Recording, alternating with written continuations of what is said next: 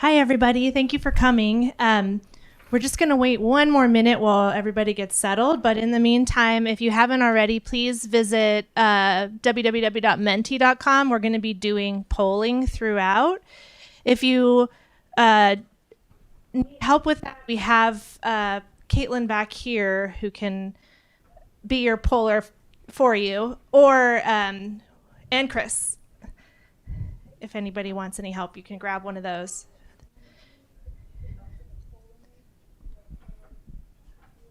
And then also, so everybody in person knows, there's a bathroom on this floor just down the hall. We got refreshments. Don't be shy. And the last thing I wanted to mention is this is a hybrid meeting, so I'm just going to make sure that whoever's talking is talking into the microphone, because otherwise the people on Zoom can't hear us.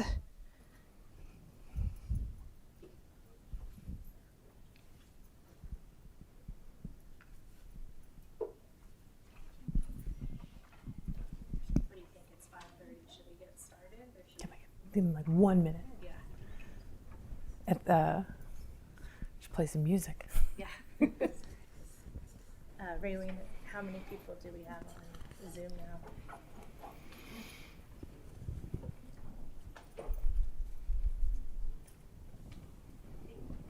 Okay, cool. Do you want to toggle to the Mentimeter poll?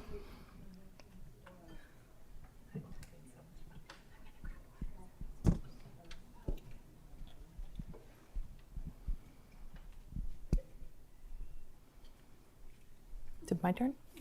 No, do you want, should we get started now? It's 32. Okay.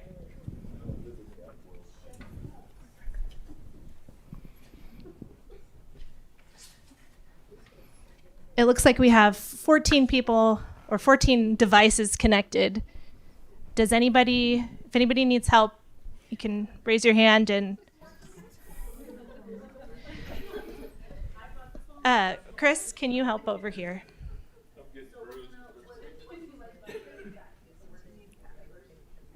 There you go. They're working it out.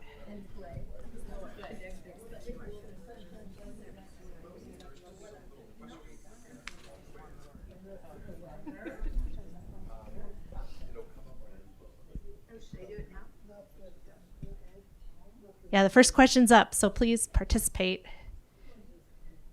Do the colors make a difference? The colors don't.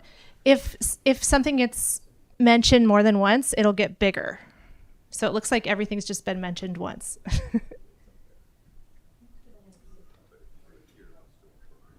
Can the folks on Zoom see the survey? Okay. If you're on Zoom, you can go ahead and answer that as well. It looks like there's a multiple beautiful old homes, historic homes, Victorians.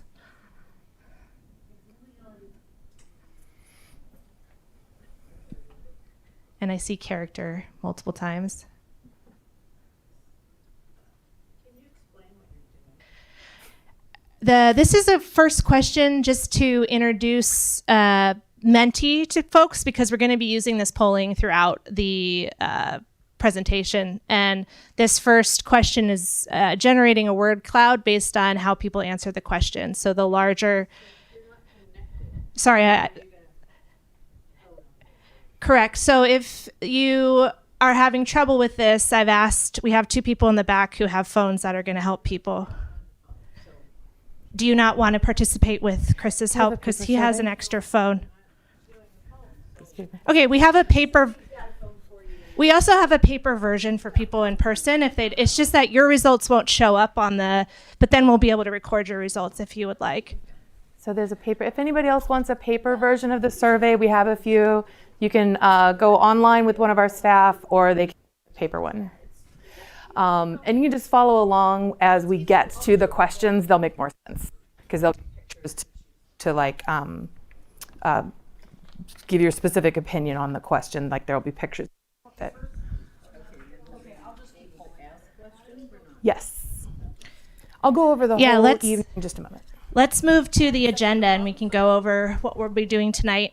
And then I'll introduce Katie, who's going to welcome everybody. So The topic is designing density with neighborhoods in mind. We just did an opening poll. Councilmember Katie Moulton's going to do a welcome, and then I'm going to go over some background information on housing, and we'll do a few more polling questions, and then I'm going to pass it off to our design consultant, Ben Noble, who's going to talk specifically about design standards, and we'll have some more polling questions.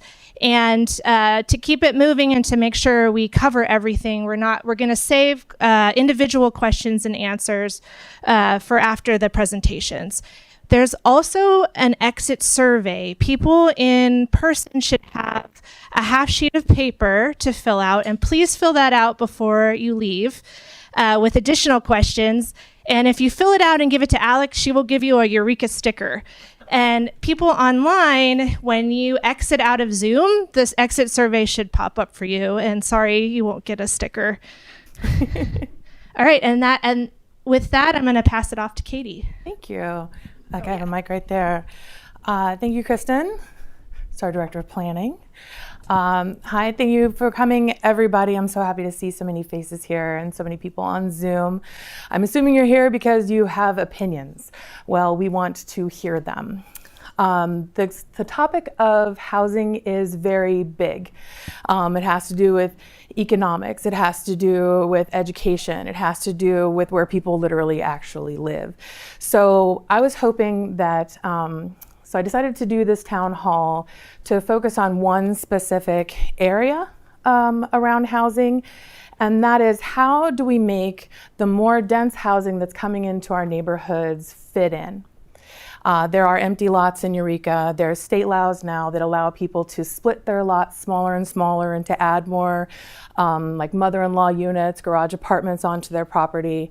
And we need all of that. And whether or not we need all of that, it is happening. There are people who own private property, that is their property, and they want to build something on that property. And that is absolutely their right. And it is our right as a community to set rules around how those things can be built. We do that through zoning laws, and we do that through design requirements. Now, the idea here is that we're going to come up with a really good comprehensive list of specific rules for developers to follow, so that when they go to their architect and they say, we want to do this on this piece of property, they already know what it is that we are after as a community. So that's why you're here, is to give your opinion as Eurekans. What does Eureka look like? What does Eureka feel like? What do we want to protect about that? Right now, what we have, we're kind of moving towards a more objective system where it's literally just checklists for people. Right now, we have a kind of combination. Some of the system is very subjective. So a plan might come to a committee or a board, and then it is up to the opinions of some people whether or not something is going to fit in and be good. And so then maybe that has to go to an appeal and to another appeal. And so somebody who wants to do something reasonable just has to meet the possibly floating requirements of people with their own aesthetic ideas. So we want to give them something concrete. So when somebody wants to build, it's very clear, it's very streamlined, so that when people do want to build housing in our community, they can.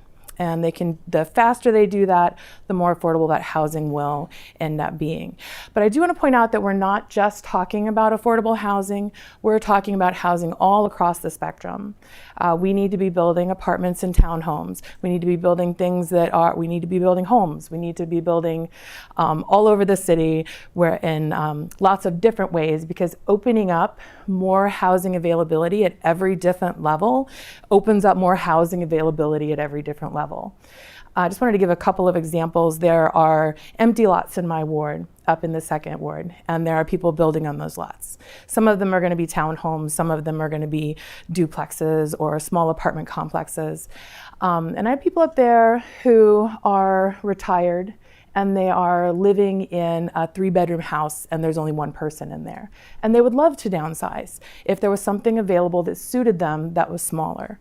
I've got families up there who are living, 2 families in a 3-bedroom house. And they would love to spread out and stop living with their cousins. But they're not finding anything available to rent that is in their size. We have young professionals who'd rather live in a nice apartment than a bigger house. So when we start opening up all of this housing all up and down the spectrum, people can find the house not only that they can afford, but that suits them. That's just my little soapbox moment. But what we're here to talk about right now is some really specific, concrete things for rules for developers to follow when they want to build something in the middle of a neighborhood, maybe between two homes that have been there for a long time, and we want to have them to fit in to keep Eureka feeling like we like it. So like Kristen said, we've got a little bit of an open poll. This is me. I'm saying hello. Hi. I'm welcoming you. You are welcome. But you're here because we want your feedback. When we hand that checklist to developers, it should reflect the opinions of Eureka. And we've been working on these lists for quite a while now, and you're here to add your own opinions into that process. So we do have some, there'll be surveys. That's why we're doing the online, what's it called? Menti, the Menti thing is because we want to collect your data and actually use that information. When we get towards the end, there'll be lots of pictures to look at and lots of scales to grade. And when we get to the end, we will have a Q&A in case we don't cover any of the things that you are curious about. Okay? Thanks, Katie. Thank you. Thanks for having this. And there's also room on the exit slip if something doesn't get covered. You can leave us a comment. So we're moving on to the next polling question. What kind of housing does Eureka need more of? And you can select any or all of the answers. There's an all of the above. There's a none of the above. We'll give you guys a minute. I can read these out. So Oh, yeah, so they're a little small there. So the first one over here says higher cost, market rate housing, like new single family homes, luxury apartments. The next choice says moderately priced, market rate housing, like duplexes, fourplexes, townhomes, small apartment buildings. Next to that, it says below market rate, income restricted housing, affordable low income housing. And then next to that, it says affordable by design. So that basically means it's inexpensive because it's small. So things like garage apartments or just very small units, they could be rather nice, but they'll be more affordable than a larger house simply by being smaller. And then the next one, housing for seniors, people with disabilities, and other special needs groups. A lot of those folks are going to fit, or some of those folks are going to fit into like subsidized housing. And then all of the above, or none of the above, Eureka doesn't need any more housing.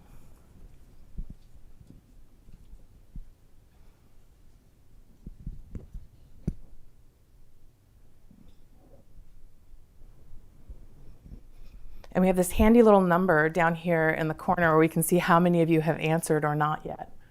But if you don't get a chance to answer while the question is up on screen, please do go ahead and answer it if you want to give it some more thought. Even when this comes down, we're still recording your answers. So we're collecting all this data from the folks in the room as well as the people online, whether or not you can see the question up on the screen. Yep, we're seeing a lot of variation with the most popular answer being all of the above. Do you want to? So now that we've seen that initial perspective, I'm going to provide some data and context on housing need, both statewide and locally. So the state of California has been adding and strengthening requirements for local governments like Eureka to plan for more housing and to remove regulatory barriers to it. And a little context on why is that the state is not doing well on housing. We are the 49th state in terms of home ownership after New York, and also in terms of per capita housing supply after Hawaii. And we have the largest absolute shortage of housing units. And Humboldt is not immune to this issue. I have a clicker. Sweet. So the state of California just published a regional housing needs determination for the Humboldt region for the planning period of 2027 through 2035.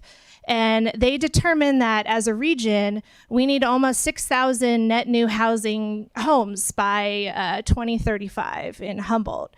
And based on Eureka's population and percent of jobs in housing, it's looking like will be allocated around 1,740 new homes to plan for in that planning period.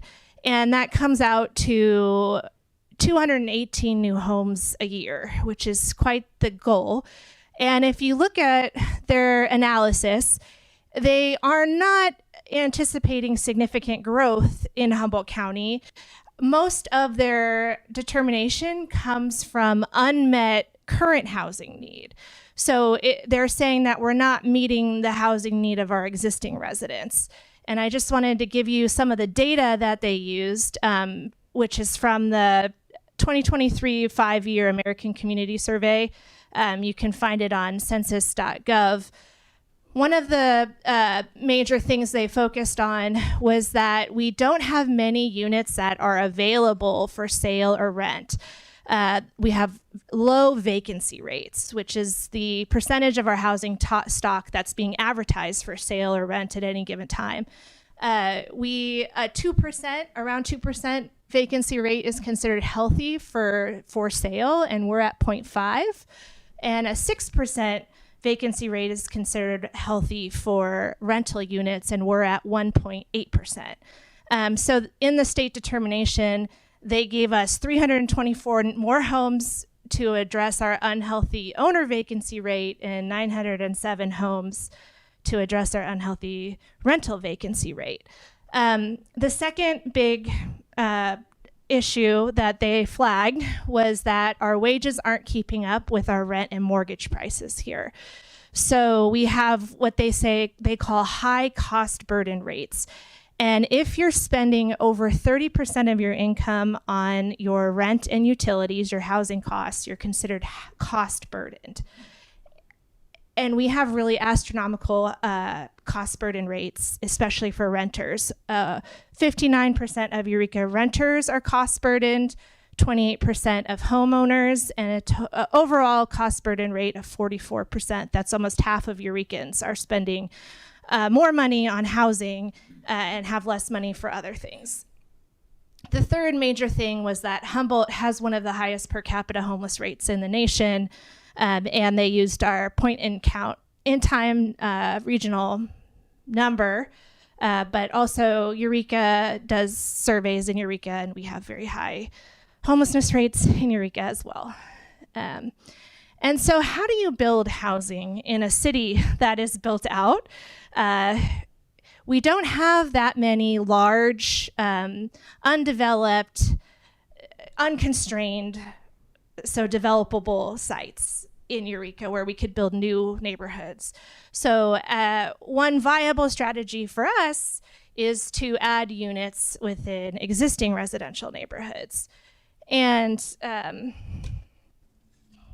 what did I want to say about this? Yeah, so incremental density within existing neighborhoods is often achieved through what we call middle housing. So we're not talking the single family homes or the large apartment buildings.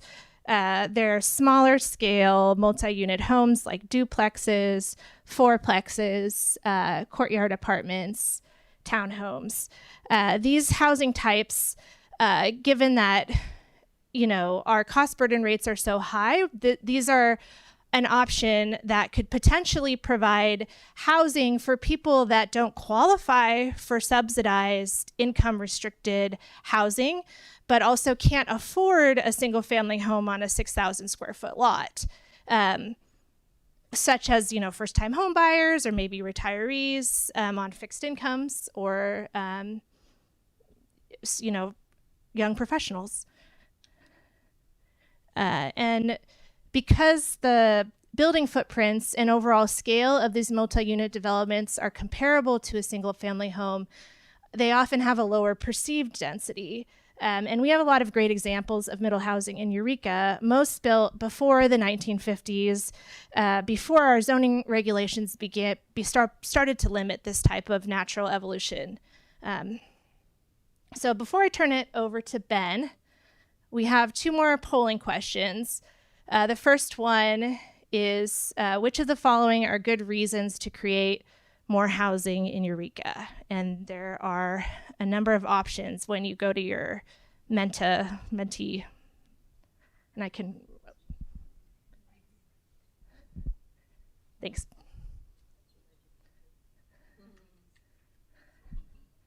And so for each one, you're ranking it from not a good reason to a very good reason.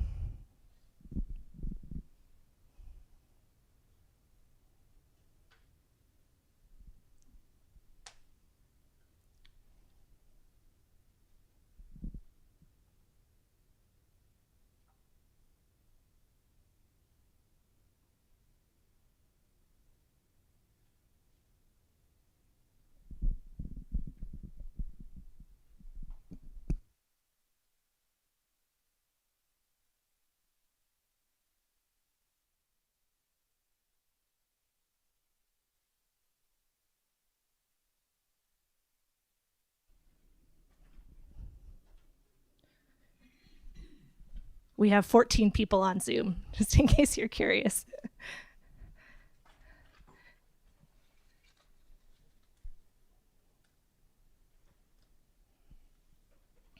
Okay, so we're seeing the spread of people answering virtually. And it looks like what Katie pointed out, creating opportunities for people to move into new housing that better meets their needs is being pulled high. And so is improving housing affordability so residents have more disposable income for food, childcare, healthcare, and other essentials.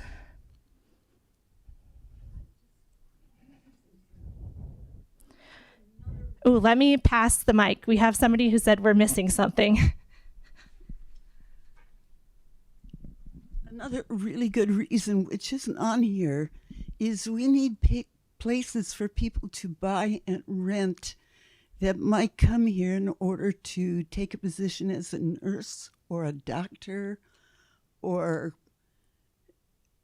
whatever, and they can't find a place to live here, so they don't come.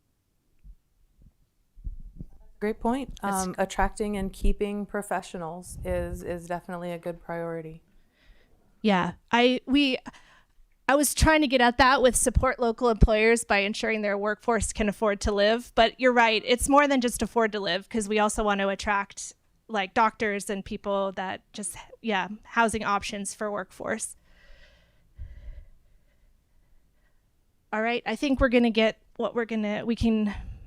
the next question is, what are your concerns about adding more housing within Eureka? This is another one where you can rank this time from not concerned at all to very concerned.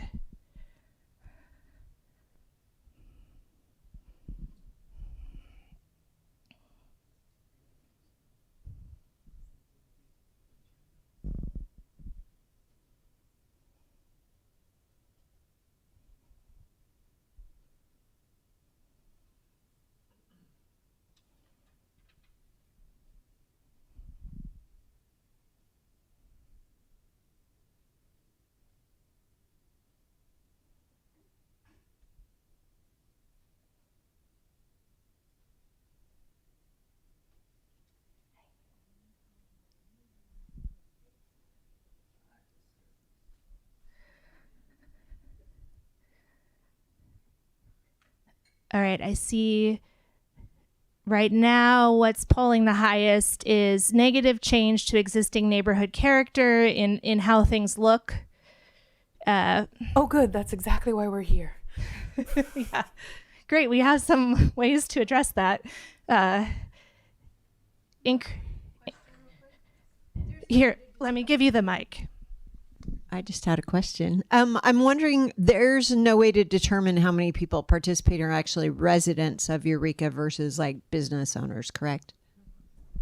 On the exit survey, we're asking if you're a resident or a business owner. But yeah, we won't be able to dissect that from the polling. All right, let's look. Lack of service capacity is now polling the highest. So water, sewer, roads, electricity. And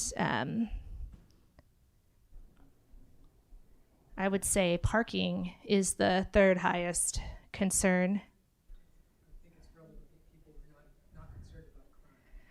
Crime is not, yeah, the lowest one is crime, increased crime. I have another question. Just that these are all much lower than the 4s and 5s from the previous poll. All right. And at this point, I think I'm going to pass it off to our design consultant, Ben Noble. Ben, can you hear me? I can hear you. Can you hear me? Yeah. Ben is participating via Zoom. Hello. So again, my name is Ben Noble. I'm a city planning consultant helping the city of Eureka with design standards for residential development. And so I'm going to speak for the portion of the town hall about the work that the city is doing on design standards. And I think from what you've seen already, housing is kind of a hot topic these days, and people are increasingly concerned about housing development from a variety of perspectives. There's folks who want to see more housing development in order to increase affordability and accessibility. There's also a lot of concern about the impacts that housing might have on the community. And there's also a concern about changes to local control over decision making on approving new housing development. So I think that Eureka, like a lot of communities throughout California, have concerns about these and other issues related to housing development. Next slide, please. And this conversation is all happening within the larger context of some pretty significant changes to state housing law that affect all cities throughout California.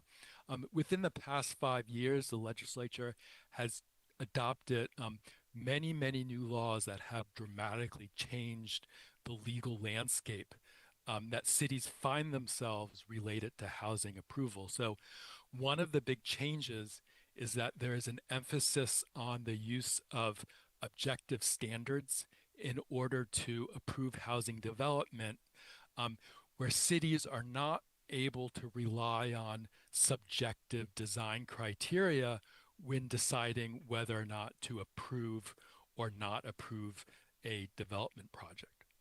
And related to that also is that there's a lot of types of housing development that cities have to approve by right.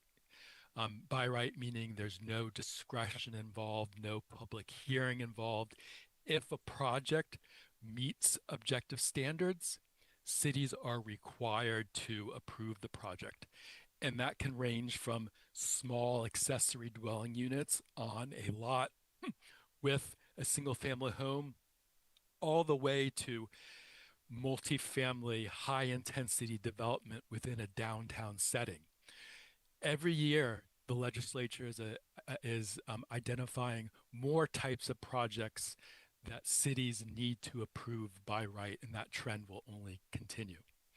And the last thing is that I think probably as many of you know, each city has a housing element that identifies the number of dwelling units that cities need to plan for and need to ensure have the opportunity to be developed. And Eureka is about to start a new housing element cycle to plan for those units. And within the last 5 years or so, the state has become much, much more strict on city compliance with their housing elements, as well as cities following through on commitments in their housing element. And that has dramatically changed the legal landscape that cities find themselves in as well. Next slide, please. So it's within that context that we're having this discussion tonight about design standards. And I think, as you've heard, the city is working on this process to review and update standards that apply to multi-unit residential development.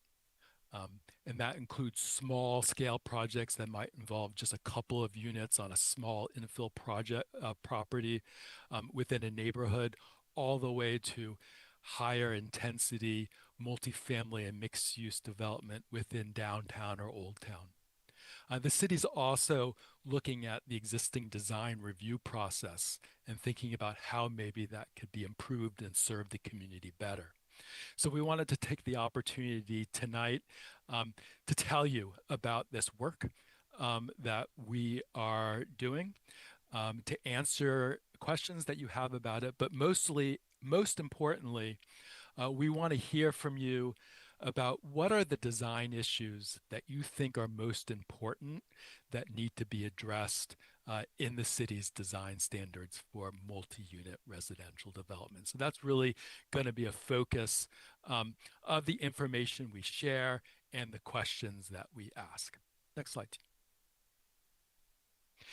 So over the past year, the city's been working on this, and this really kicked off about a year ago.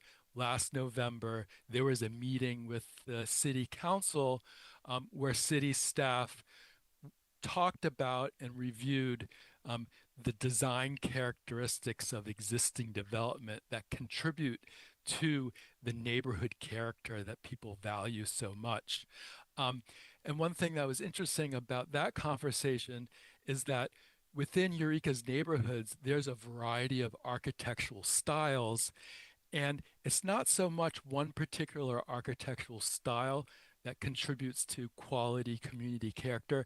It's really more about how the building behaves as it relates to the public realm, how it supports a pedestrian-friendly environment and social cohesion, human scale development. Next slide, please. And the next presentation with the City Council looked more at the design standards that influence neighborhood character and going over the history of zoning in Eureka and some of the changes that have happened recently with the update to the city's zoning code and design standards.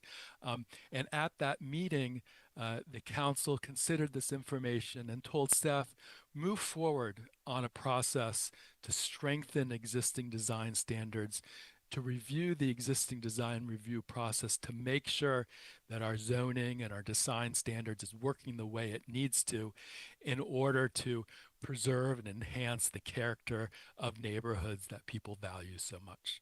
Next slide, please.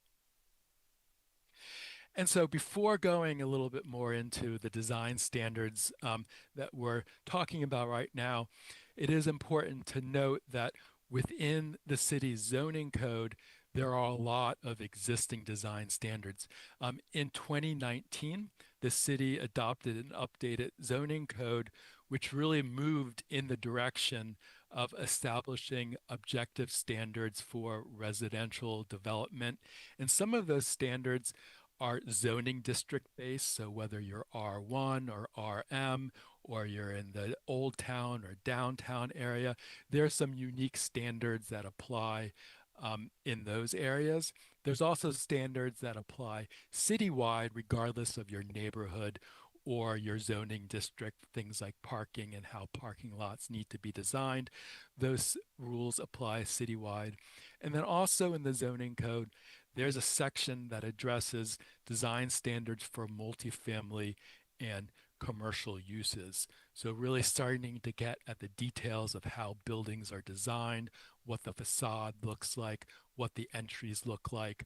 And those standards address a variety of topics, including the placement of parking on a lot. So this graphic that's shown on the screen here is an example of an existing standard that says for a multi-family development, parking can't be located between the building and the front or the exterior side lot lines. And so this is a rule that was established in 2019, and we expect will continue forward as we continue to work on the design standards. Next slide, please. So another thing that we've been working on and looking at is the design review process. So currently the city has a design review committee, and that committee reviews the design of specified new buildings, additions, and exterior modifications. And this is a discretionary process where the design review committee considers design review criteria, and in order to approve the development, must find that the project complies with the design review criteria, and also that the project would not be detrimental to the public health, safety, or welfare, or injurious to the property or improvements in the vicinity. So that obviously is a very subjective statement and a very subjective determination that the committee would need to make. And on the bottom of the screen is an example of one of many design review criteria that the committee would need to consider when reviewing the project. So for example, the committee would need to determine that the project enhances the design quality of the area where it's located and enhances Eureka's unique character and distinctive sense of place. And so that is a very subjective criteria, and through the existing design review process, the committee would need to consider and exercise its judgment on whether or not the project complies with that criteria. Next slide, please. So with the design review, or with the design standards that are in the zoning code now, as well as with the existing design review process, there are things that we think are working pretty well, particularly after the 2019 zoning code was adopted. Here's an example of that. We like to call it the tale of two Starbucks. So these two projects were constructed around the same time. They look very different, in part because the Starbucks on the left was proposed before the city had established the new design standards in the zoning code, and the Starbucks to the right was proposed after those design standards were established and therefore needed to comply with them. So I think the building on the right is a superior design for a variety of reasons.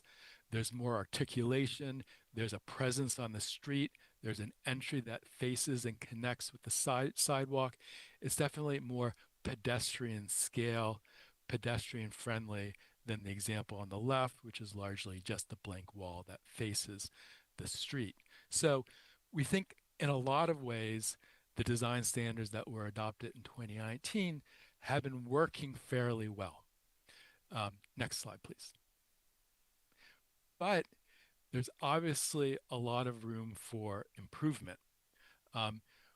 One thing that we're looking at is the design review process, and to better align that with state laws that constrain what cities can do when reviewing development projects that involve residential uses, and thinking about ways to reduce time and cost for applicant and for the city, and to increase certainty and predictability for everybody, including neighbors. With the design standards, we also think that there's some room for improvement. We have existing standards that probably warrant some adjustment, some clarification to make sure that they're working better. And then also to make sure that the design standards are addressing all of the design issues that are important, the things that people value in Eureka, and to make sure that the design standards are focused on those issues that are most important to people. And so at tonight's town hall, we're focusing on efforts to improve the existing design standards, but we do want you to know that there is also work being done on how we can better improve the design review process, and that's something that will be discussed at future meetings. Next slide, please. Okay, so now I'm going to get a little bit more into the design standards, and I promise in just a moment I'll pause and give you an opportunity to share some of your thoughts.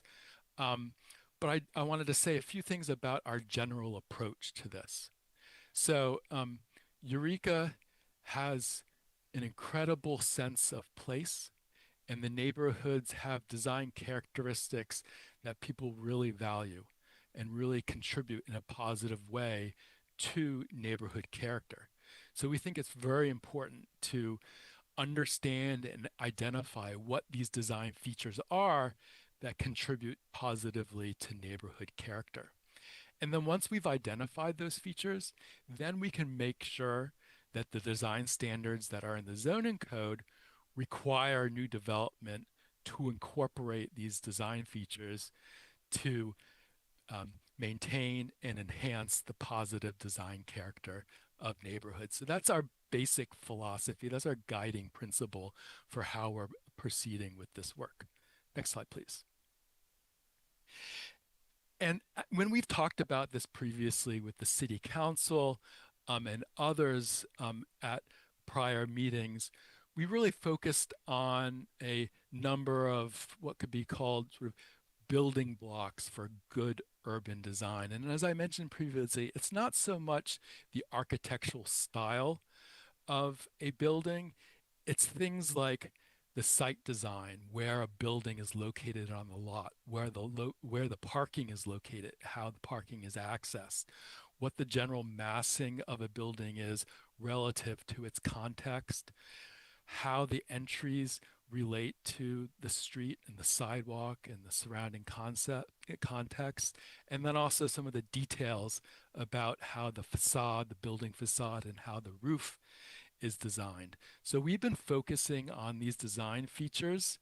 And as I talk about these a little bit more, I'll give you some examples of how these features are expressed through existing development, what the design standards could be to address these issues, and then what it might look like with new development and examples of recent construction. So for each of these, we're going to ask you, how important are these to you in your neighborhood and for the community overall? And that's going to help us get a sense of really what your priorities are, what's most important to you, and along with additional feedback that we'll be collecting from you will help us make sure that these improved design standards are addressing the issues that are important to you. Next slide, please. Okay, so starting with building placement. So this is where a building is located on the lot. And here's a streetscape in a neighborhood in Eureka. And you can see that there's a relative consistent alignment of buildings. They're all relatively close to the sidewalk.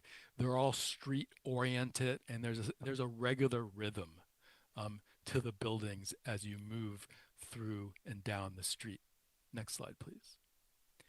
And so when the city updated the zoning code in 2019, one of the things that happened was a new standard was established that allows for a new building to match the existing setbacks of buildings on the block. So if other buildings on the block are relatively close to the sidewalk, the new building that goes in next to those existing buildings can match that existing setback. Next slide, please.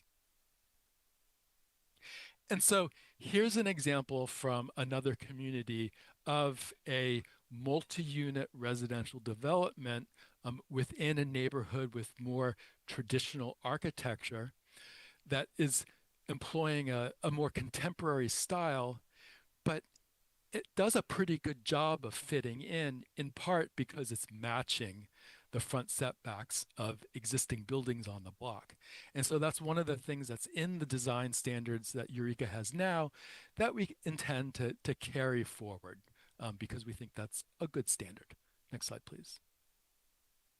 Okay, so now's an opportunity for you to weigh in. You've heard what I had to say about building placement, what the standard is, And we want to get a sense from you, how important is it to you that new buildings on a lot matches other buildings on the block in terms of its placement on the lot? Do you care a lot about this? Do you not care about this? Is this an important issue to you?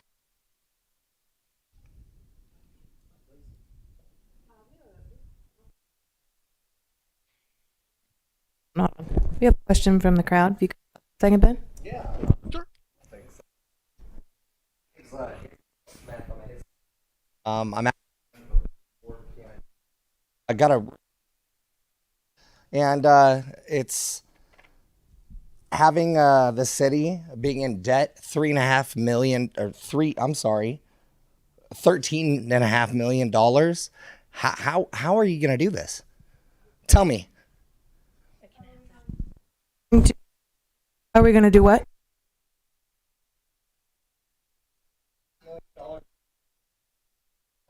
How's this gonna happen?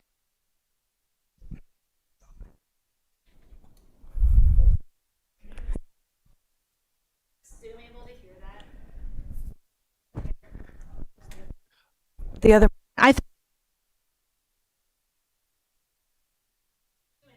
Sure. All right. Well, $13.5 million in debt. What's gonna happen? So right now we're talking about rules for private developers to do their own building.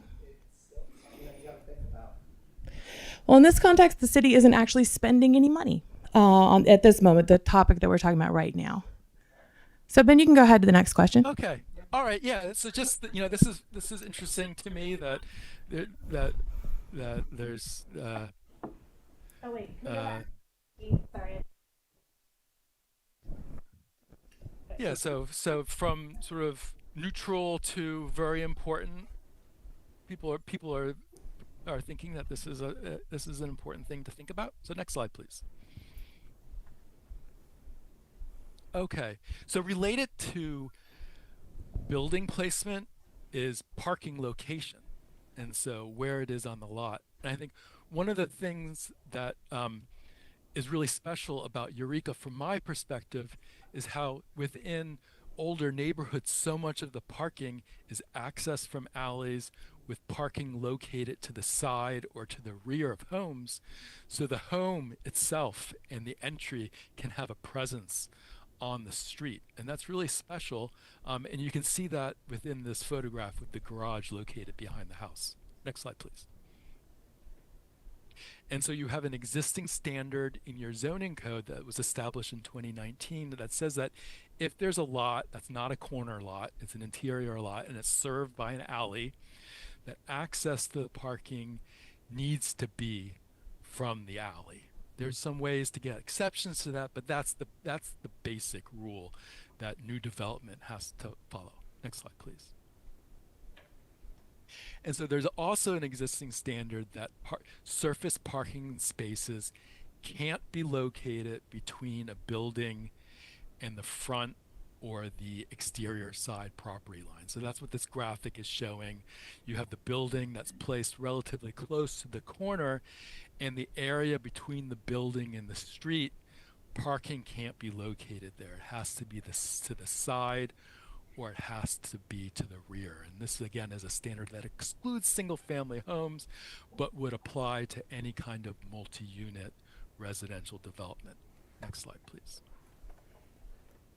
And so with new development and new construction, there's a variety of ways that infill projects on a smaller lot can comply with it, even if it's not served by an alley. So here's an example of a multi-unit infill project where you have this interior drive aisle with garages that are accessed from and facing that interior drive aisle, with the entry and a prominent porch that faces the street. Next slide, please. And even on larger scale, larger site development, this kind of standard can also be applied.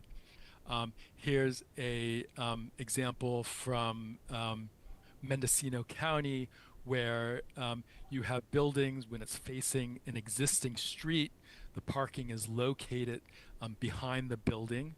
And for a newly created internal street, you can also see here that the parking lots are located behind the building as well. So for larger scale, larger site development, this is the kind of parking placement envisioned by the city's existing standard. Next slide, please. So we intend to continue this existing parking location standard.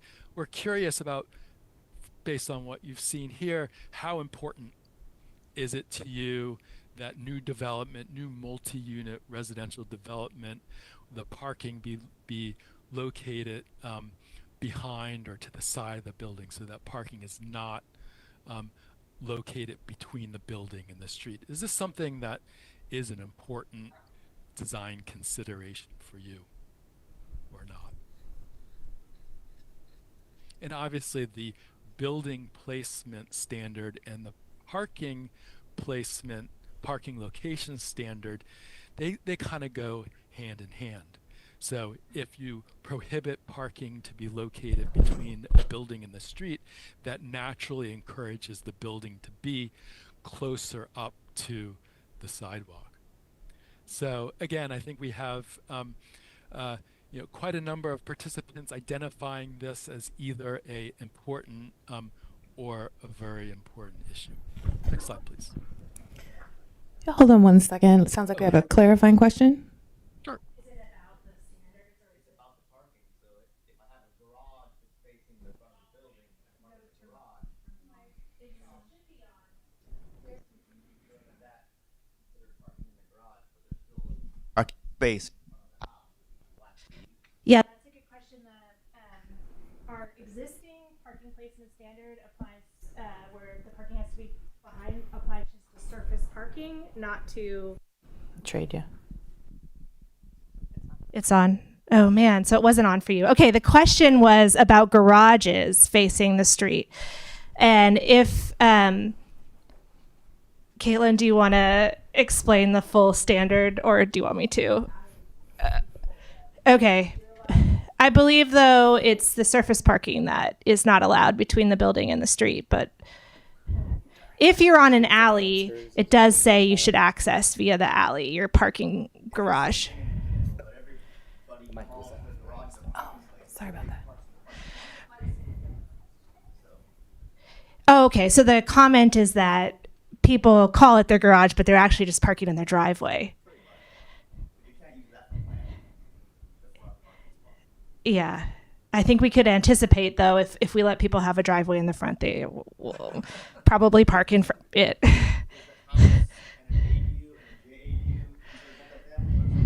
Oh, that is a good question. The question is whether a house with accessory dwelling units, is that considered multifamily? That is considered single family in our zoning. And so they would be exempt from our most of our design standards. Good questions. Thank you. Ben, you can go ahead. All right. Next slide, please. Okay. So now building massing. Building massing is a fancy architectural term about sort of the volume of a building and how it's broken up, how the building blocks of that volume fit together. And so here's an example of a multi-unit building that's adjacent to single-family homes in a single-family, predominantly single-family neighborhood, and it comes across as fitting in to the neighborhood, in part because it has house scale dimensions in terms of the height and the depth and the width of the building. So even though this building is a small apartment building, it fits into a neighborhood context. Next slide, please. And so here's an example of a building that, again, has multiple units. And part of the reason that it's, I would say, visually interesting is that there are changes into the building wall plane. You don't just have a solid building wall that's continuous with no break. There's modulation, and that creates visual interest. And for larger buildings and longer, deeper buildings like this one, it helps it to fit into a neighborhood context. Next slide, please. And so here's a new standard that we've been talking about. So the standards about building placement and parking location, those were existing standards. But a new standard that we've been talking about has to do with how massing of multi-unit development within a neighborhood can better fit into the neighborhood context. And so one of the things that we've been talking about is if you have a multi-level, multi-unit building that's adjacent to a single-family dwelling, that the upper levels need to be stepped back. And that's what this diagram is illustrating. So if, for example, you share a side lot line with a single-family dwelling and you're going up 3 stories, that your 3rd story would need to be set back more than your 1st and then your 2nd stories. And if you share a rear lot line with a single-family home and it's a proposed multi-unit residential project, then the 2nd story would need to be stepped back and the 3rd story would need to be stepped back even further, so increased setbacks from the rear lot line to provide for a more sensitive transition to that adjoining rear rear yard of that single family home where there's no alley present. So we've been thinking about that. Next slide, please. We've also been thinking about if there's a multi-unit development that shares a side property line with a single-family home, making sure that the adjacent wall has a break. So in this example, after 40 feet, there's a little break in the building wall so that there isn't this continuous long building wall that's adjacent to the side property line shared by that single family home. So this is another example of a massing standard that would help new multi-unit development better fit into neighborhoods, especially where there's a single family home that's adjacent to that property line. Next slide, please. So here's an example of a multi-unit residential development this was in the Bay Area, in the San Francisco Bay Area, where you can see how the height of this building is reduced in the portion of the lot that's immediately adjacent to a single family home, and then the height steps up as it moves away from the single family home, and then on the other side of the building is a busier street with commercial uses. So you see this transition from the higher intensity development that's facing the busy street to a lower height, lower intensity immediately adjacent to the single family home. Next slide, please. So as I said before, we're working on new standards that addresses building massing for new multi-unit development that's in neighborhoods that are predominantly residential, particularly on a lot that abuts an existing single-family home, to help ensure that these new higher intensity buildings minimize impacts on adjacent single-family homes and really fit into the existing neighborhood character. We have a Ben, we have a quick clarifying question. Sure. Sorry. So, in Eureka, what you're describing seems like something. The difference is, in some ways, it seems like they actually add to the character, because we can have huge Victorians next to like little baby cottages and everything in between. And I'm wondering if this is moving away from that, or if that's been analyzed as well, because it seems like that all that variety is kind of added to the character, not taken away from it. Yeah, well, that's definitely sort of an alternative perspective, and that I think it's true that one of the defining characteristics of many of Eureka's neighborhoods is the diversity of building types and size and design, and I think it's a valid perspective to want to sort of continue or to allow that or at least encourage that. So in that case, I would for you, I would say that this is not that important to me, that actually you want to allow for that variation in building massing. So definitely a valid perspective on this, and thank you for that comment.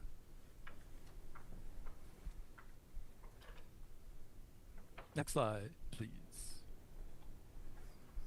Okay, so I mentioned previously that one of the characteristics of Eureka's walkable historic neighborhoods is the prevalence of unit entrances that are facing the street and connected to the street. So here's a good example of a multi-unit building where you have visually prominent entrances that are facing the street with a direct pedestrian connection from the sidewalk to those entrances. Next slide, please. And so there is an existing standard that was established in 2019 that requires ground floor units with street frontage to have an entrance that faces the street. And that's what this diagram here is illustrating. That's an existing standard within the zoning code. Next slide, please. There's also an existing standard in the zoning code that requires residential entries to have a porch, a covered entry, or recess entry that's clearly visible from the street to give the entrance prominence. That's a standard that applies to new development. Here's a photograph of an existing building, of an older building with a nice recessed entry with some decorative features on the side that gives that entry prominence. Next slide, please. And so we intend to carry forward these existing standards about requiring street-facing entries and visual prominence.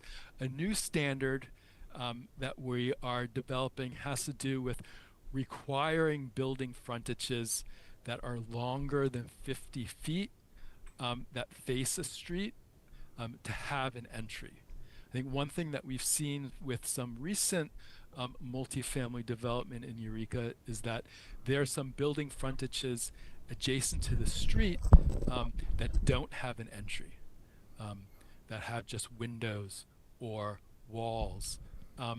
And that's not great from the perspective of having an active, engaging pedestrian environment that's pedestrian friendly. So we're thinking about developing a standard that requires building frontages that are longer than 50 feet to include an entrance. And again, this is for multi-unit, multi-family buildings, not for detached single-family homes, but it would apply both to commercial as well as multi-family uses. And this diagram here sort of illustrates the concept. So if you have a building facade that's greater than 50 feet, you're going to need to have entrances, and the frequency of those entries will depend on the use that occupies that ground floor space. Next slide, please. So here's an example of multi-unit recent construction.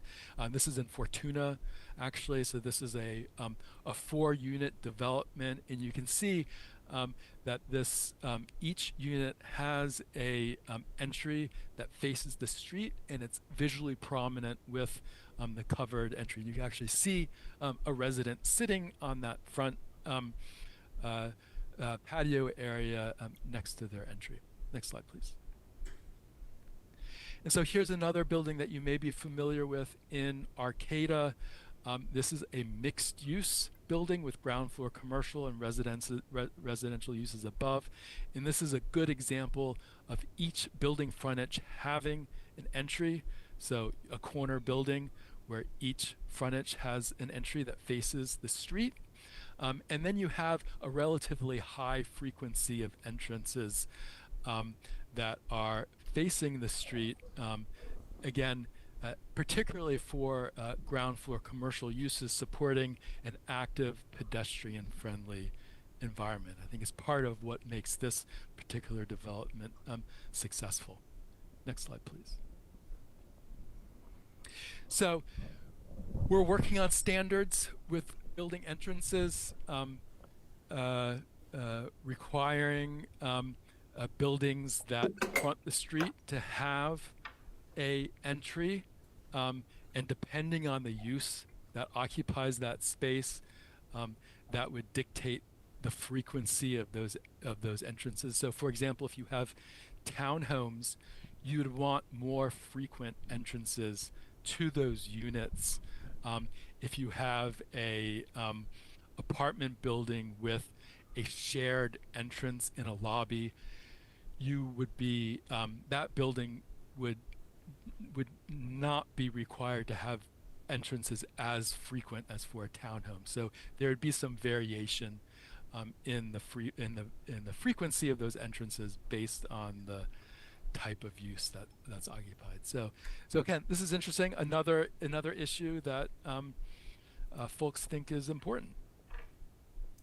All right, so let's move on to the next topic.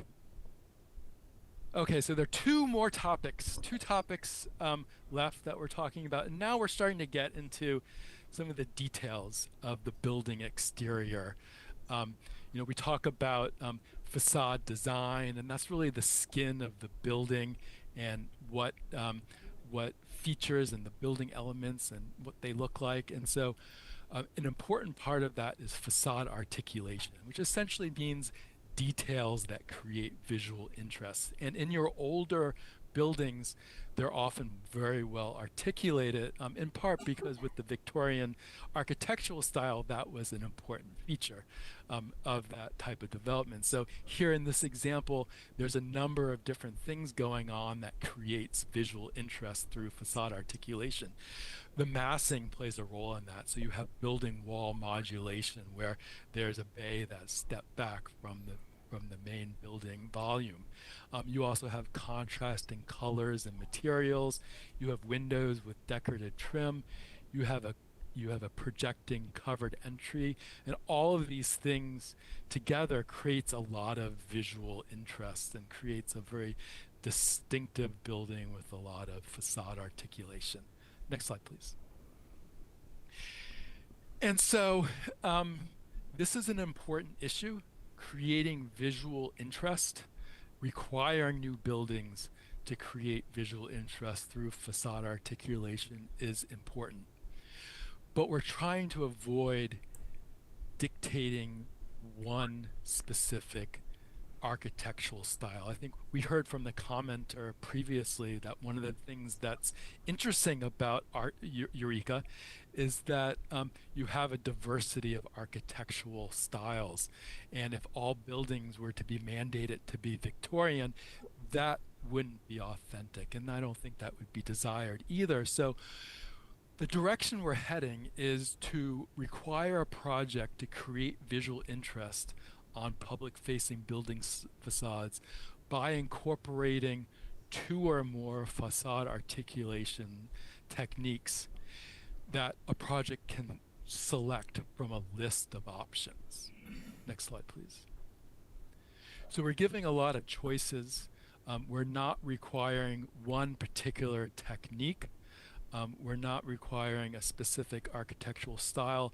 We're saying each public-facing building wall needs to create visual interest by using two or more of these features, and it can be building wall modulation like you saw in that prior example. It can be window trim like you saw in that previous example. It could be other things like using particularly distinctive materials, or providing variation in windows, or incorporating a variety of materials. So a project can choose options from a list, can utilize a creative design solution to a particular site, can have flexibility, but will achieve the ultimate intent of creating visual interest with building with facade articulation. Next slide, please. So here's an example of recent construction that's using a more traditional architectural style and incorporates a number of different methods to create that visual interest. And so these are all methods that would be included in our list of options. So it's using distinctive facade materials, in this case wood shingles. It has a prominent covered front entry with a patio. It has building wall modulation. It has the window trim, and all these things together contribute to a lot of visual interest. Next slide, please. But you can also have more contemporary architecture that incorporates these types of features to create visual interest, as in this example that you're probably familiar with in Arcata. So this building is incorporating contrasting colors and materials. The upper floors have balconies. There's a lot of building wall modulation, and all of these things together, as well as with other techniques, are creating a building with a lot of visual interest. Next slide, please. So we're interested in your thoughts on how important it is for you for buildings to be well articulated. And this question is maybe a little bit agnostic on the subject of, well, exactly how is that achieved? As I've described in these slides, the direction that we're headed with on this is to allow for a project to select different options from a menu in order to create visual interest by incorporating different types of facade articulation strategies. And exactly what those strategies are and how they're used would be up to the designer of each individual project, as long as at the end of the day they provide for the facade articulation using 2 or more of these strategies. So I think based on this poll, again, this is seen by folks tonight as being an important issue. Hey, Ben, sorry, quick. Useful to We hear. have a quick Yep. clarifying question. Sure. I'll just put this bluntly. Is there any way to make sure that what the architect comes up with isn't hideous? That's kind of what we're trying to do right now, is come up with those totally objective standards for like what makes something interesting, what makes something fit in with the surrounding area. That's the idea of this in general. Yeah, and I think that's a great question. And I think in the standards, there are going to be some things that will never be allowed. So for example, a blank wall that's more than 10 feet wide, that's an existing standard that's never allowed, and we intend to carry that forward. There are certain materials like vinyl siding that's facing the street that will never be allowed. So if there's some things that are hideous that just should never be allowed, we can say that's prohibited. And it's a really easy Another fix. quick question. Another Ben? quick question, Sure. Ben. Hi, Ben. Hello. So articulation and massing breaks are both sort of trying to solve the same problem. And I'm wondering if you think both are necessary or if sort of one or the other could accomplish the same goal. Because when I look at a lot of older buildings in Eureka, they actually don't have any massing breaks, but they have really great articulation and ornament. And so I think you actually can have a big box as long as it's sort of pretty on the outside. Yeah, that's a great comment, and I think that in your old town, you have some examples of larger box-like buildings that don't have, let's say, for example, a massing break every 50 feet, and those work fine. They're great, and I think what you do see is a sort of a change in the facade identity after a certain distance, and that creates some visual interest without the massing break. So I think you highlight a really good question, and something that a lot of cities kind of debate when they're working on these design standards. Do we always mandate building modulation with these variation in massing? I think that's a really good question, and as we proceed with this work, something that we'll continue to think about. So I appreciate you bringing it up tonight. Okay. All right. So the last topic, um, and again, we've selected a half dozen different topics. The design standards will obviously address um, a larger number of issues, but we just wanted to highlight some that we thought were particularly important or that we were curious about your thoughts are on whether you see them as being an important issue or just to kind of daylight them as something that we've been thinking about and you can expect to see more of in the future. And the last of these topics is roof design. So in some of Arcata's, or I'm sorry, Eureka's historic neighborhoods, that the design of the roof is a really important part of the character of the building in the neighborhood. Here's a great example of a fantastic roof where you have a sloped gabled roof with this large street facing dormer, a very prominent eave, and that plays a large part in the character and the visual interest of this particular building. Next slide, please.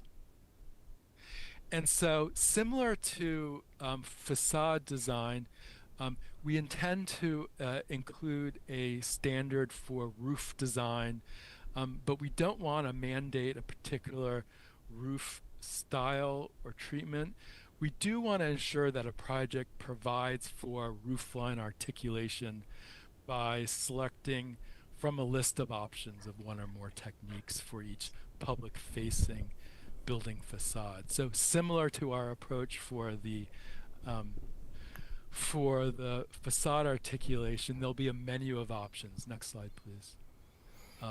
Where a project can incorporate one or more of these design techniques in order to break up the roof line so that there isn't just a single unarticulated, unbroken roof line. And there are a variety of ways that can be done, both with pitched roof as well as with flat roof styles. Next slide, please.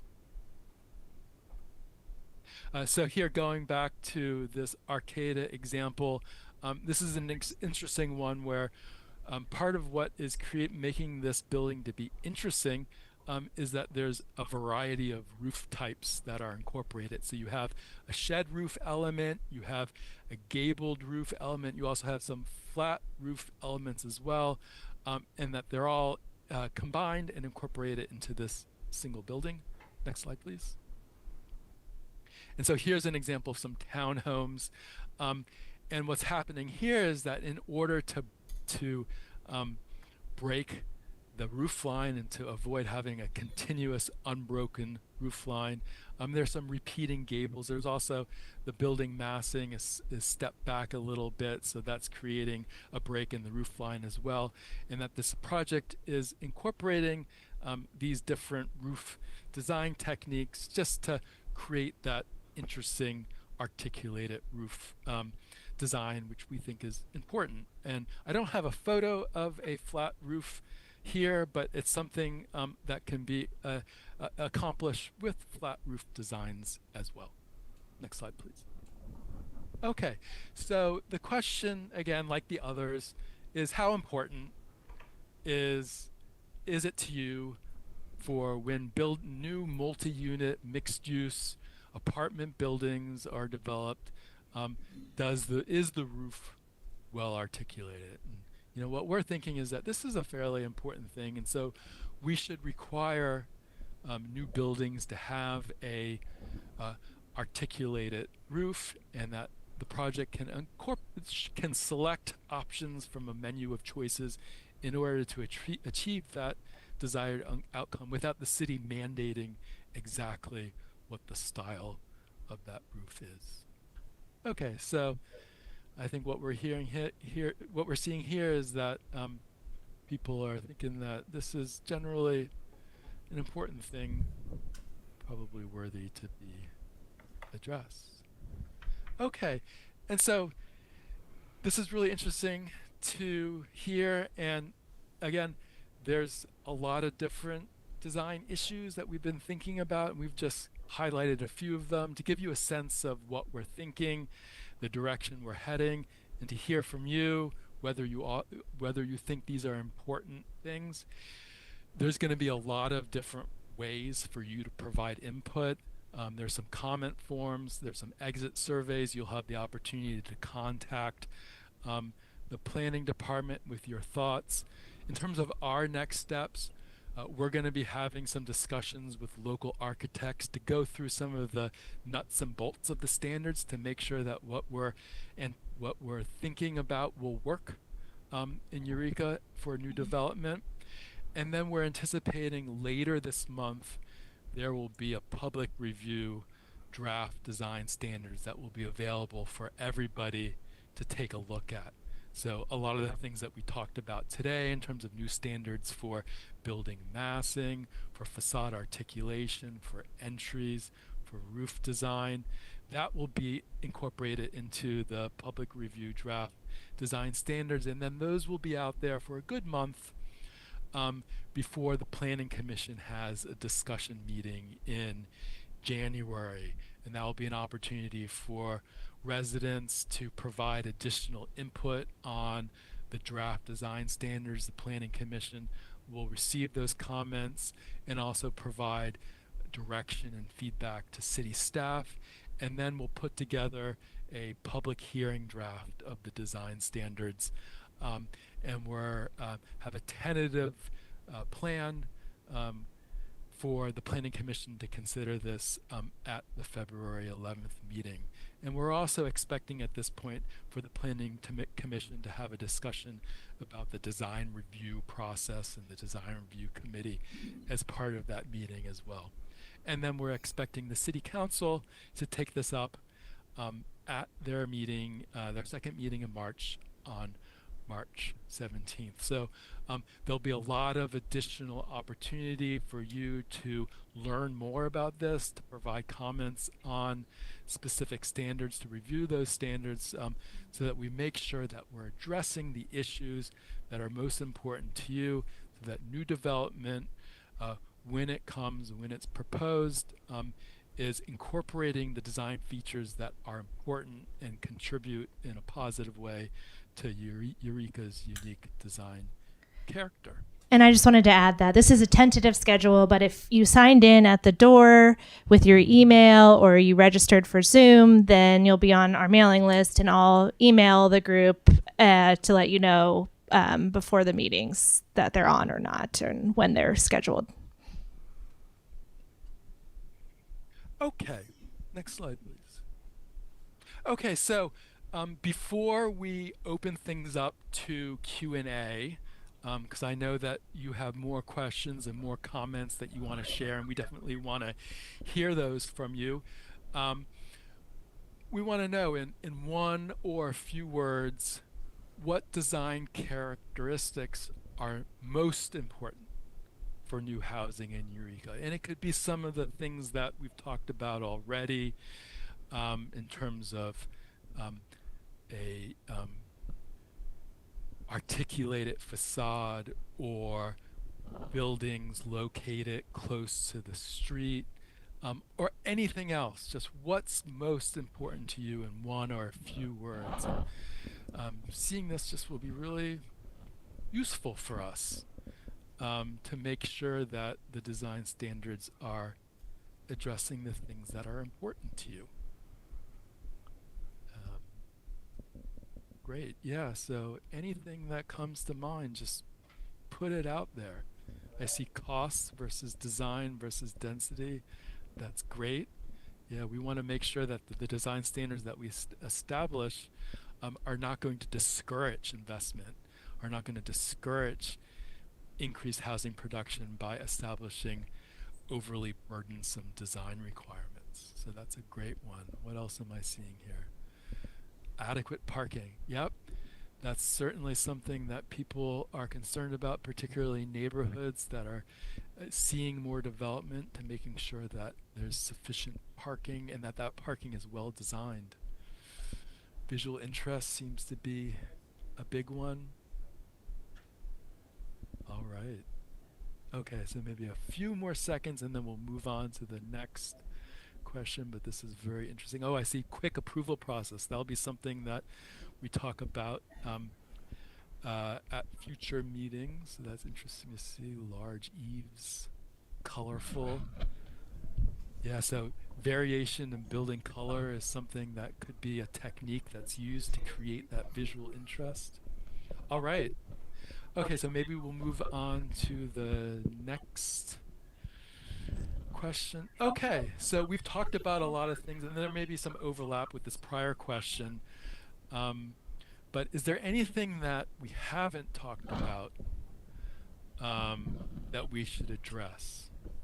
And again, I think maybe some of this came up with your prior, with your answers to your responses to the prior question, but we just want to make sure we're not missing anything.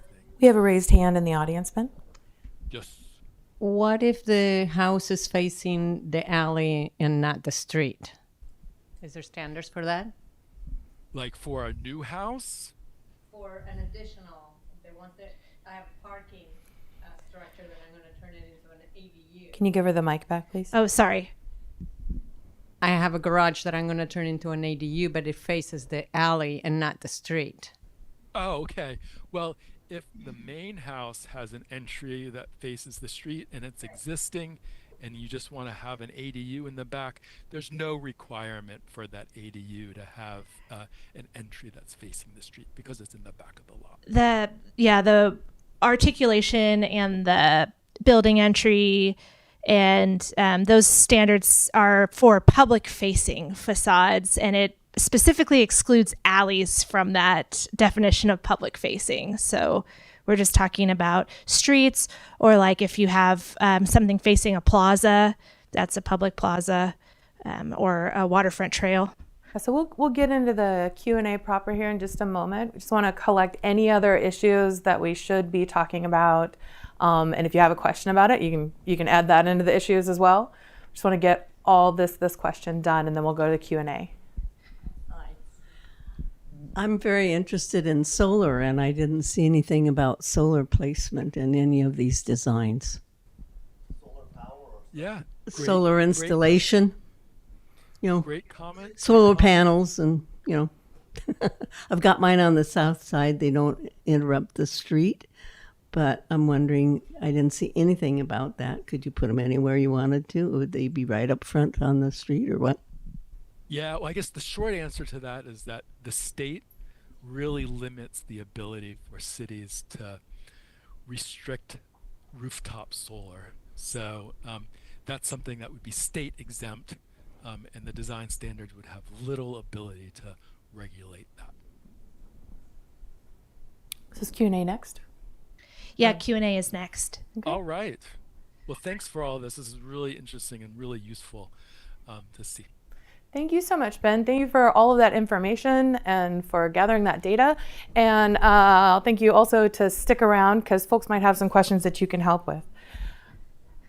And if anybody, we're going to do question and answer now, but I just wanted to remind people that you do have an exit survey to fill out. So please fill that out before you leave if you decide to leave early. If you pop out while we're talking, make sure you do the exit survey. That's got some good questions in there as well. And again, we're going to pass around the microphone when you ask your question so that the folks who are participating remotely can also hear your question. And it gets onto the recording, because we're recording this so that people can learn. Who has a question?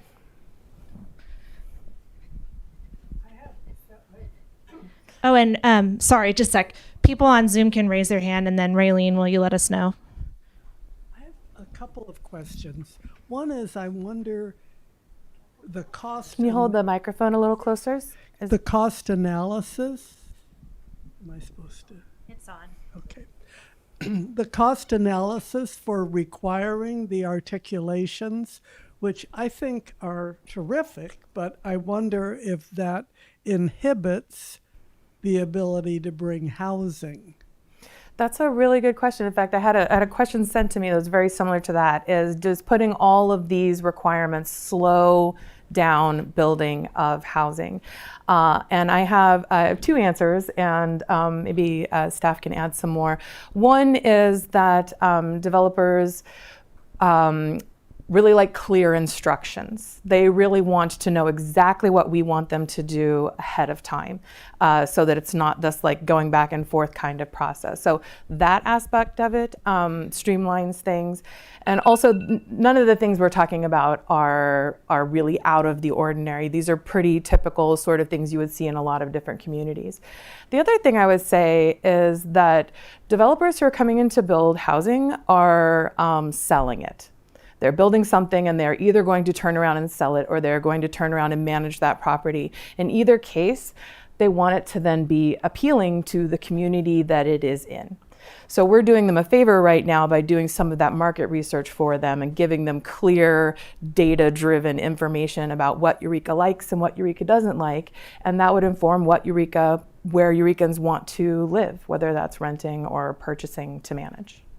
And I would add to that, that is a concern with objective standards is, are we being overly burdensome so that it inhibits development or maybe reduces residential capacity? Those are concerns with adding standards, and something that we want to pay attention to and think about with any regulation, the unintended consequences of that.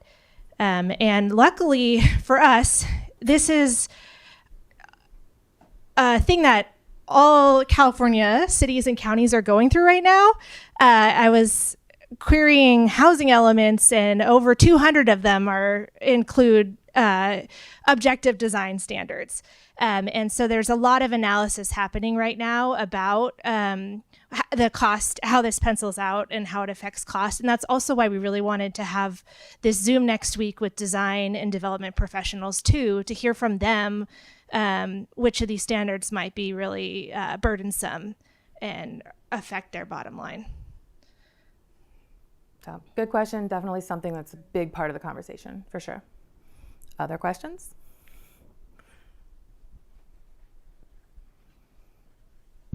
Thank you.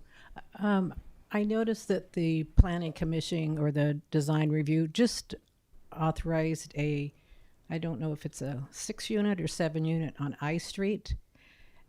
And Summit's facing the street, but there's 2 entrances that face the neighbors next door. And when he's talking about that, shouldn't that be taken off? That's not facing the neighbor's house for entrance? The standard that we have is that the units that face the street have to have entrances to the street. So in that case, the units that don't face the street in the back have entrances in the back. The back has garages, but the side has 2 entrances that face the neighbor's property. I think it's as long as there is a prominent entrance at the street, we don't prevent them from having other entrances. That's how the standard is written now, and that's definitely something you can give us feedback on.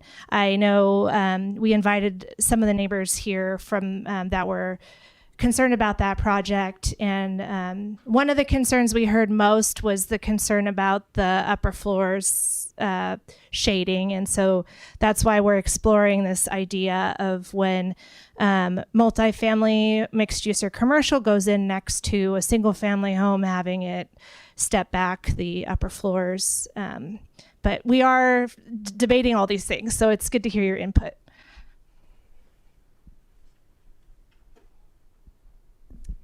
This is totally random, but building on what you just said about shading, is there a way to require developers that are doing multi-story that is impacting adjacent buildings to pay for skylights? Or are there other things that can be done to mitigate neighboring buildings to kind of help with that loss of sunlight? Which I totally get people being upset about it, but there could be other ways to help, maybe? On an individual building basis, if you don't mind, the setbacks are answering that. So the building's getting narrower to limit the amount of sky that's being blocked. And when it comes to like much bigger projects, for example, the Sunset Heights projects that's going up in the the second ward. We worked with the developer with that concern, and they agreed to stagger the heights of buildings, to build further down the slope, to put splits in between the building instead of making one monolithic wall, which would, maximize the use of that footprint. But they were willing to work with us because they wanted to fit into the community. Ben, did you have anything to add to that? Yeah, I think the primary strategy to address shadow impacts is setbacks and step backs, and I think that we're aware that that's an important issue in the community. Oh, any questions in person, or if on Zoom, if you have a question, you can raise your hand. Do we have anybody on Zoom? Okay. This guy's ready? All right, he's waiting. Thank you. It's on now, finally. $13.5 million in debt. And what we're doing right now is worrying about how to design our houses. You guys have to be kidding me. $13.5 million in debt here in Eureka, and we're sitting here doing this? What is wrong with everybody? Hey, what was your name We again? need to start working. My name is Daniel Smith. Daniel Smith is running for 5th Ward for, City Council. And I'm here to save money. I'm here to save taxes, taxpayer money, reinvest in the community. It's not about, oh my gosh, let's try and change what it looks like in front. Whatever, man. Are you serious? Yeah, did you There is no question. I'm making a point. Okay. But you're welcome. Thank you. Good. All right, thanks. Does anybody have a question? Yeah. Oh, here, right here.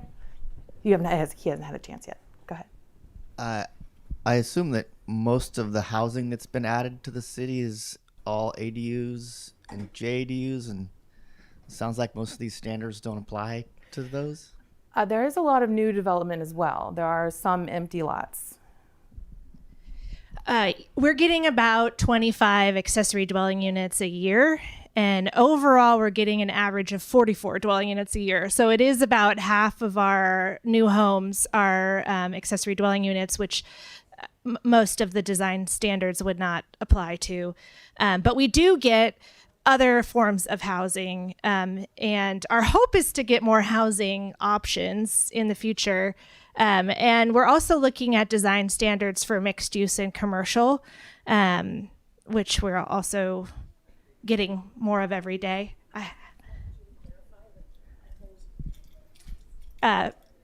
Our Deputy Director, Caitlin Castellano, has a response. I just wanted to clarify that, the different residential zoning districts, right? We have the R1 residential zoning district, which is your single family. So we talk about the single family home and the ADUs and the junior ADUs.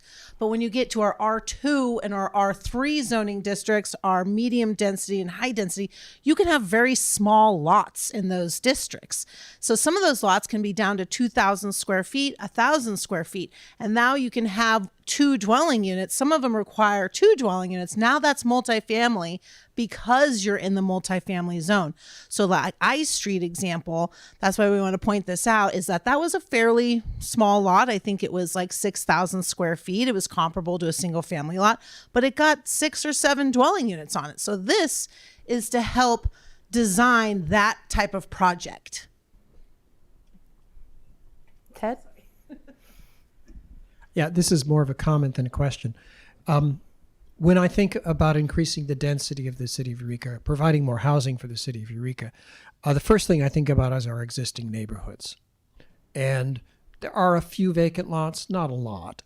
So to the extent that those those areas become denser, it'll be because we either demolish houses, which I would find upsetting, or because we add additional units to it. ADUs, junior ADUs, whatnot.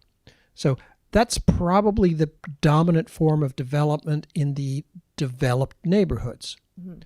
But I would like to point out that there are some very significant parcels that can be redeveloped. The balloon track is the one we've been thinking about for decades. Mm-hmm. But we also have the Pearson Mall. We also have the Bayshore Mall. We have a number of properties that arguably have lost their primary economic reason for being. And we haven't talked about that here tonight, but that clearly has to be something that the council is talking about.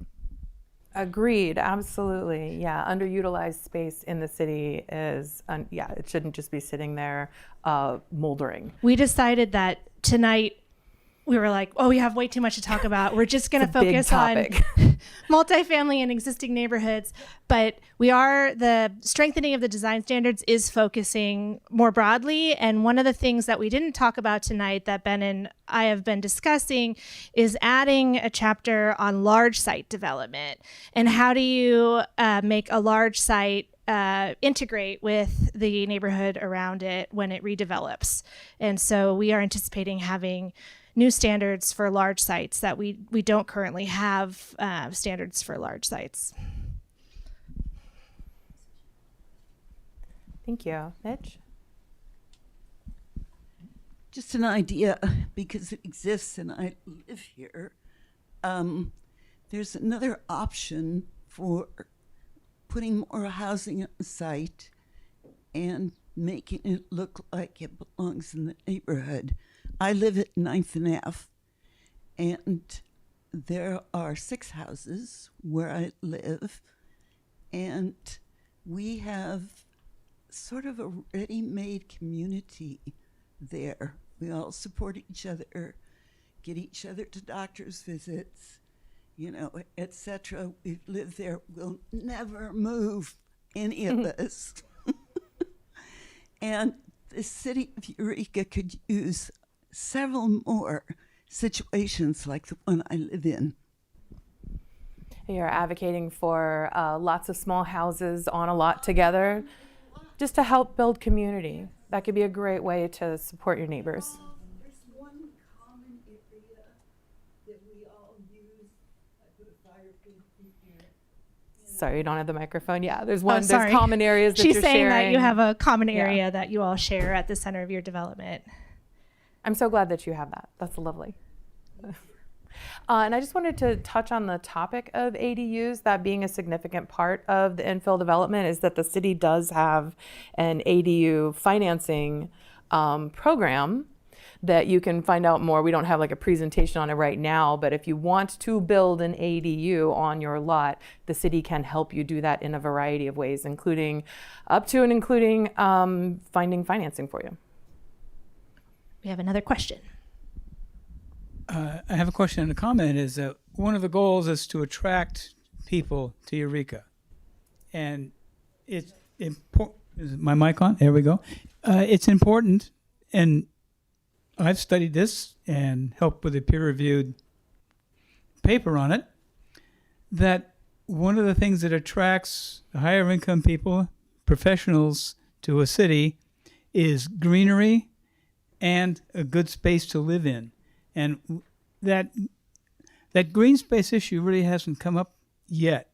But we don't want to overlook that, the importance of that, when we think of high density. So it's a bit of a conundrum, challenging, but I think we need to consider it.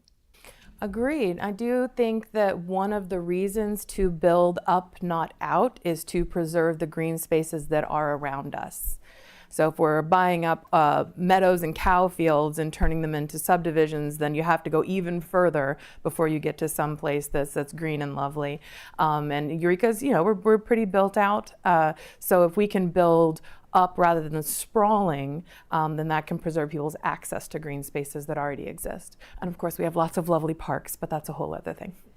Yeah, we definitely have had a lot of conversations about open space requirements for individual lots because we've seen, in the coastal zone, we have our older regulations where there's a open space requirement per unit. And that can really thwart adaptive reuse of parcels when somebody comes in and they want to do 5 units and you say, oh, well, you're required 5 parking spaces and, 200 square feet of open space per unit. And they're on a small lot. They just it'll stop their project. And so in 2019, in our inland code, we removed open space requirements for individual units. We are considering for large site development, when you're over a certain size, like if the Jacobs parcel redeveloped with housing, requiring open space for larger sites, or like the Bayshore Mall, if it redeveloped, having a community space that's connected and walkable, that would be open for public use. So that's where we're kind of headed with that. Another idea is to think about street trees, because there is available space on our streets for more greenery. And I know I've heard a lot of concern in Eureka about trees in backyard, shading your house. And I think that's something we struggle with living in a colder, wetter area.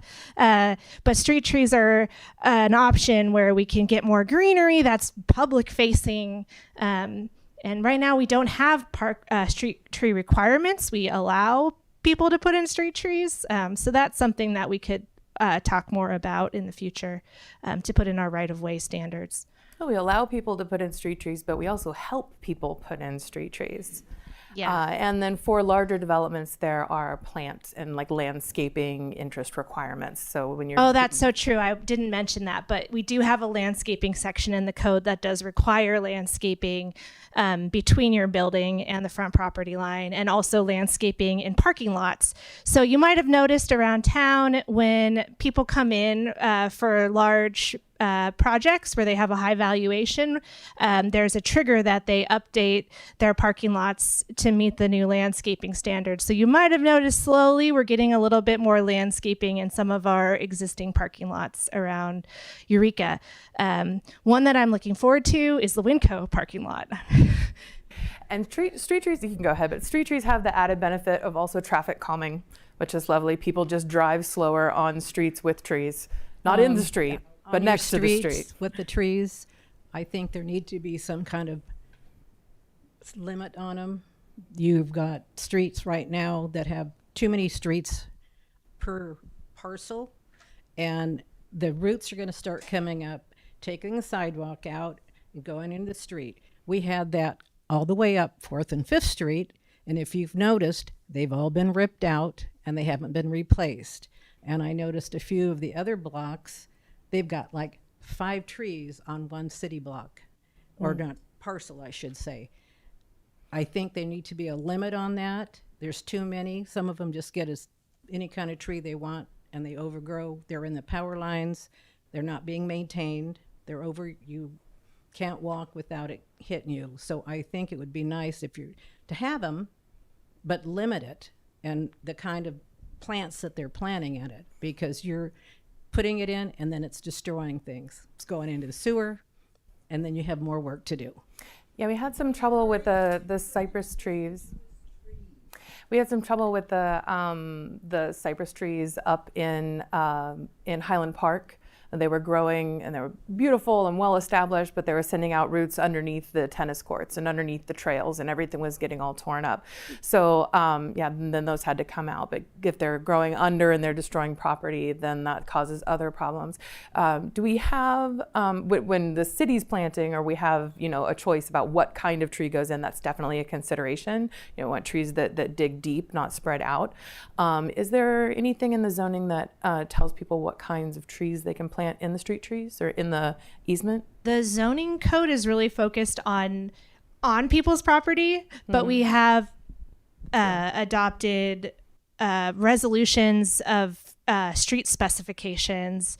I don't think they get into the type of tree. I know Keep Eureka Beautiful, and when we pay for street trees, there's a list of street trees that are usable. But we have a requirement that you install some sort of, what's it called? A root barrier now. Root barriers, thank you. Here, say it in the mic. Okay. So the zoning code, at least in your private property, when you're doing landscaping, you do have to plant with root barriers, and then also you're supposed to pick species that won't interfere with utilities and sidewalks at maturity. So, and then we also have vision clearance area standards where any vegetation in the street corners are supposed to be maintained less than 3 feet. Now, there's only certain circumstances that we can require that, but in 2019, I think the city was going in the right direction to try to prevent issues like that.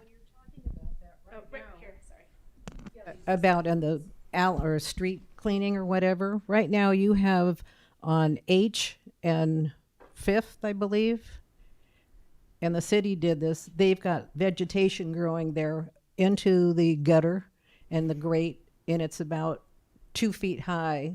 That seems like it needs to be replaced. I'm sorry. So when you're seeing issues like that, you can contact code enforcement or Public Works and put in a work order, and someone will go out and look at it. Are you saying that the vegetation is growing in the storm drain? Because there are some drains that. If you look at that thing right now, there's 2 of them. Mm-hmm. And the city did it. I don't think the state did. Says there's 2 of them. And 5th and H, it's horrible. It looks horrible. It's about this tall. I went and looked if it was the gutter, and yep, here it is. Here's the drain, and it's big old plants there. Okay. Isn't there, do you have a question coming up on Zoom, or do you have a perspective on that one? Do we have some installations that are, it's like a natural plant drainage where it goes through, it filters through, like the plants are a part of it? Yeah, we do have those. I'm wondering if that might be what you're talking about. So it looks like they're going into the plants because it is, but that's part of the, sorry? Low impact development. Low impact development, thank you. Yeah. There you go. All right. Raylene Okay. has a question from Zoom. Go ahead, Miles. Oh, the city manager has a question, does he? He's going to tell us what we've been getting wrong. Can we unmute Miles? Don't do it. I'm sorry, I didn't know we could mute Miles. Sorry, Miles. I didn't know you were on Zoom. That's okay. So a couple of things. I heard the questions. This is Miles Slattery. I'm the city manager for the city of Eureka. All of the street trees that are planted by our volunteer efforts for Keep Eureka Beautiful not only have setbacks and distance requirements, but there's also a street tree list. And that street tree list is strictly adhered to make sure that we don't have the issues that have happened in the past. There are legendary issues. The biggest issues that we had were the bay trees that were in Old Town that would bubble out and go over the tree well. We have changed those standards to not only increase the size of the tree well, so it allows for more capacity, but we've also limited the type of trees that are allowed to go in there. As far as 5th and H and 5th and F, those are Caltrans projects, and those are what are called bioswales. They're meant to treat the runoff from the street. And so we have similar ones at Wabash and Fairfield and Broadway that are similar to that. When there are issues, you can call Public Works and we will have them maintained. But they do need to maintain the vegetation in there because the purpose of that vegetation is to treat the runoff that comes from the road, both the metals and the hydrocarbons that come from the road. But as far as street trees are concerned, we do have the landscaping standards that are relative to new developments. But when we're planting new street trees, there's very strict guidance as to what trees are allowed and the distance from those trees to, you know, visibility and corners, but also between one another, between utilities. All of those things are in place now. I'm not saying that we don't have legacy issues from the past, which we do, but we have learned from those, and those standards are part of that. And we do allow for street trees based on those standards. There's not a number that is a benchmark, but there's definitely distances between trees, where they can be and where they're located, to avoid the issues that the public commenter was talking about. And we do help support those efforts for street trees by cutting the tree wells at a very low cost for the homeowners. Great, thank you. Bioswales, good vocab. Because of course all those storm drains don't go to sewage treatment, they go directly into the bay. So we want to be cleaning out as much off that runoff from the road as we can before the water hits the fish. Any other questions? Back here? Yay, okay. This is a good segue for me. I was happy to hear about landscaping standards in new development. I wanted to ask the committee about any standards they have about pest control. You know, when anytime you get large groups of people living closer together, there's bound to be your rodent issues with trash and, you know, some of those facade design elements that he mentioned will invite pest harborage like, you know, bees, wasps, that sort of thing. That was a question, but I also have the answer because I'm a pest control company. So we have one candidate running for office and one person selling pest control services. Yeah, that is an interesting thought. We haven't considered pest control in our design standards. No. Yeah. What? Hey, thank you. Yeah, we have one more question. So the presentation started with how many units the city needs, which is kind of a ridiculous amount. It's ambitious. So how are you going to weigh the cost of all the design standards that, I mean, you show up somebody a nice house, everybody agrees, that looks great, we want that. But then that's going to be more expensive, more likely. And maybe less will get built. So it seems to me that the more complexity you want in a building, the more it's going to cost, and they're charged more in rent, there's going to be less of them built. So that's my concern about having this laundry list of stuff to make the building look nice when that might be detrimental into getting to your 280 units a year. Yeah, absolutely. Yeah, striking that balance is, is why we're here. It's why this is a complicated subject. Because if you wanted to talk about density and expense, the cheapest, most dense thing would be a solid block that goes all the way up to the edge and is as tall as possible and is made out of the cheapest stuff possible. But that is a short-term solution that only benefits the developer rather than a long-term solution that benefits the community.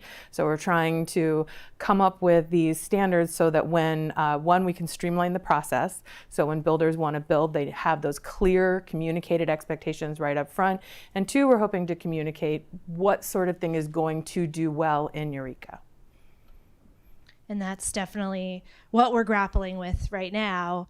Eureka, we have to think about, we don't have the market demand for development that maybe some of the richer coastal cities have, where they could demand anything and people will still come in and build. You know, we have to think about not what we do, and if we overdo it and we then inhibit development. That's definitely something that we're concerned about.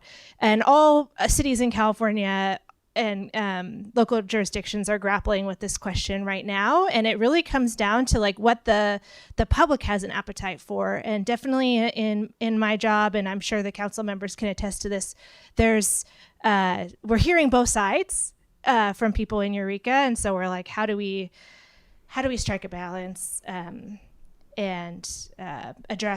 try to address concerns without inhibiting good development. Yeah. And one example is, there are ways that if you're doing affordable housing, you get to waive standards, is something that. Sorry.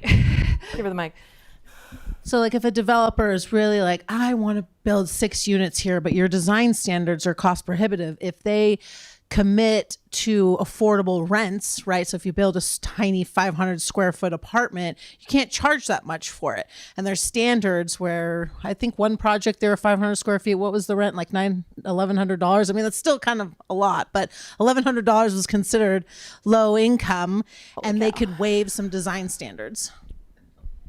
Yeah, and one example of it is Santa Barbara. They adopted objective design standards, and they're 20 pages long, and they have prescriptive architecture that you have to select from, and it's very detailed, and that would not be appropriate in Eureka. If I could give a little push to the city, I'm a greedy landlord developer, and everybody that comes to me just wants a nice, clean house.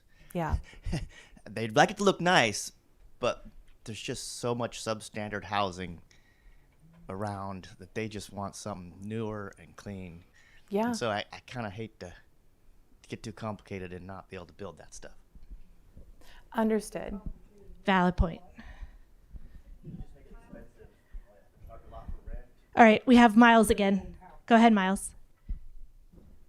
So just on the topic of being cost prohibitive, you know, the subjective standards now create that same problem as it is already because there's no real target. The biggest complaints I think that we hear are those delays in projects from going back and forth, especially recently with the more recent development that we've had, having to go back to design review and make adjustments, not only from a construction perspective, but from a design perspective, really are cost prohibitive for folks. And I think that a good portion of the developers that I've spoken to prefer those objective standards because they know what the standards are and they know how to meet them, and they can avoid those ancillary costs due to redesigning or extra costs related to construction. They know what they're getting into from the beginning. Thanks, Miles. It's 7:30, so I want to respect everybody's time. And I just want to thank everybody because it's often people get involved when it's a specific project that's proposed, but especially the way state law is changing. It's really where we do have local control is in the rulemaking, and it's hard to get involved at this stage because it's all abstract. But this is really the key time, and I really appreciate everybody who came out and participated tonight. And just make sure that you fill out that exit slip, you get your free sticker, and that you also gave me your email so I can keep you in the loop. Thank you so much, everybody.